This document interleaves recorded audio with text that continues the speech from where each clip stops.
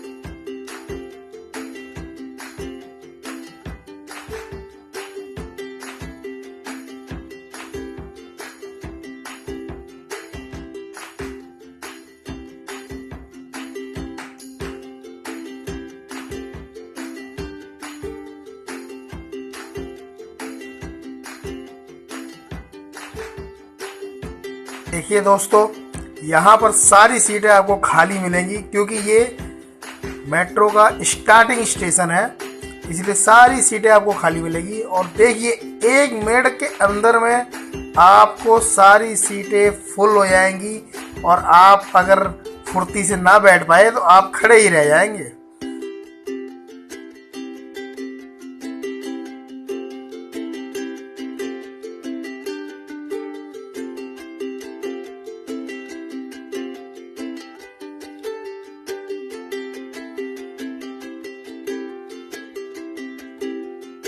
दोस्तों, अब हम आ गए हैं अपने घर के पास वाले मेट्रो स्टेशन पे। तो दोस्तों, अगर आपको मेरा ये चैनल अच्छा लगा हो तो दोस्तों इसको सब्सक्राइब करना और लाइक करना भूलना दोस्तों। चलिए दोस्तों, अब हम फिर दोबारा मिलेंगे।